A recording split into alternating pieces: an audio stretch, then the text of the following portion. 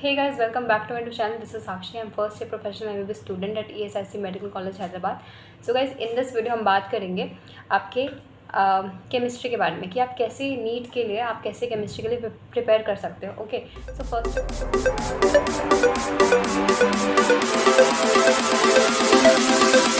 यार हमें पता है केमिस्ट्री में हमारे पास 3 पार्ट है. We have organic, we have physical, we have inorganic. Okay, तो सबसे पहले हम बात करेंगे ऑर्गेनिक की. तो इस वीडियो के अंदर मैं पहले आपको बताऊंगी कि आपको क्या क्या चीज़ें नहीं करनी, फिर हम डिस्कस करेंगे आपको क्या क्या चीज़ें करनी है. Okay, so first of all starting with organic chemistry. Okay, so organic chemistry का नाम आते ही बहुत सारे बच्चे ऐसे सोचते हैं कि यार ऑर्गेनिक है, ऑर्गेनिक में तो हमें बहुत सारे क्वेश्चन सॉल्व करने पड़ते हैं.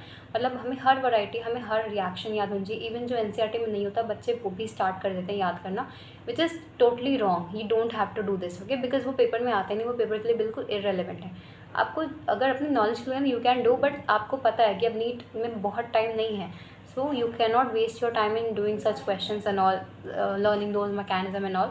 You don't have to do. Okay, so you cannot waste your time in learning those mechanism and questions and all. Okay, so यार देखो, सबसे पहले ना आपको ऑर्गेनिक केमिस्ट्री में कोई भी ऐसी बुक नहीं उठानी जिसके अंदर ऐसे क्वेश्चंस हैं जो नीट से बिल्कुल इररिलेवेंट है. अगर आपने देखो, आपको पता चल जाएगा अपने आप कि ये वाला क्वेश्चन इसमें नीट में आ सकता है या नहीं आ सकता, क्योंकि आपको थोड़ा बहुत PYQs में आइडिया लग जाएगा. Okay, now let's talk about physical chemistry. So physical chemistry is a kind of subject जिसको, मतलब अगर मैं बात करूँ नीट वाले स्टूडेंट की, तो यार वो उनको डर लगता है फिजिकल से. क्यों?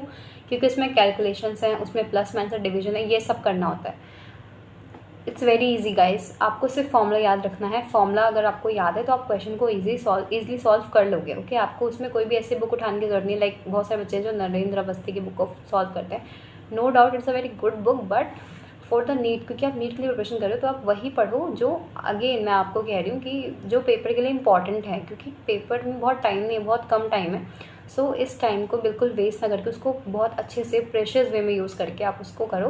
एंड आपको कोई भी ऐसी बुक करने की ज़रूरत नहीं है जो पेपर में अभी वो चीज़ इंपॉर्टेंट नहीं है. ठीक है, बाद में कर लेना, नीट के बाद जितना आपको सॉल्व करना कर लेना, नो, उसमें कोई प्रॉब्लम नहीं है. Okay okay, now let's talk about inorganic. So inorganic के अंदर भी बहुत से ऐसे बच्चे हैं जो, भाई एनसीईआरटी तो तुम पढ़ रहे हो, एनसीईआरटी के अलावा भी बच्चे जाके पढ़ते हैं, दूसरे बुक्स पढ़ते हैं, दूसरी क्वेश्चन सॉल्व करते हैं. OP टंडन जैसी बुक है जैसे, ठीक है. तो यार OP टंडन में भी बहुत सारे ऐसे एक्स्ट्रा क्वेश्चंस हैं. OP टंडन है और भी बुक्स हैं, मुझे याद नहीं आ रहा, बिकॉज मैंने भी अपने टाइम में बहुत सारी ऐसी बुक्स करी थी, बट एट दी एंड मुझे रियलाइज़ हुआ कि ये सब बुक्स करने का कोई फ़ायदा नहीं है. क्योंकि ये सब फ़ायदा क्यों नहीं है? बिकॉज वो पेपर में नहीं आ रहा ना, तो it's of no use guys, है ना. So you don't have to do these things. Okay, तो यार इनऑर्गेनिक के अंदर भी you don't need to follow any extra book. Okay, आप सिर्फ एनसीईआरटी को फॉलो करो. ओके, सो ओके, मैं मेन चीज़ के ऊपर हम बात करते हैं अब कि आपको क्या क्या फॉलो करना है. राइट, आपको कुछ भी एक्स्ट्रा फॉलो नहीं करना. आपने बहुत लोगों से सुना होगा, फॉलो योर एनसीईआरटी. ठीक है, NCERT is your Bible. Okay, this is very true. क्यों?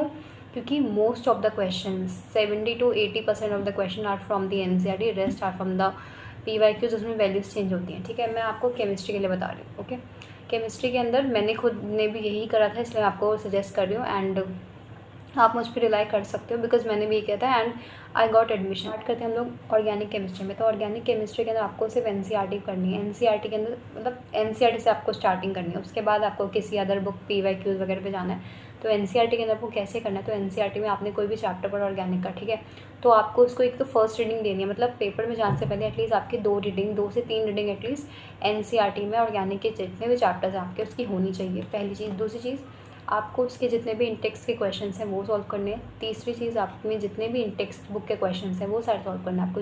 जो भी बैक एक्सरसाइज क्वेश्चंस हैं वो सारे. आपको एक भी क्वेश्चन इग्नोर नहीं करना, एक भी क्वेश्चन नहीं करना. ठीक है, तो ये आपको करना है ऑर्गेनिक के अंदर. Okay, from the NCERT. Physical में अगेन आपको एनसीईआरटी सॉल्व करनी है. एनसीईआरटी में जितने भी क्वेश्चंस उसके इंटेक्स क्वेश्चंस हैं, एक्सेस के बैक के क्वेश्चंस हैं.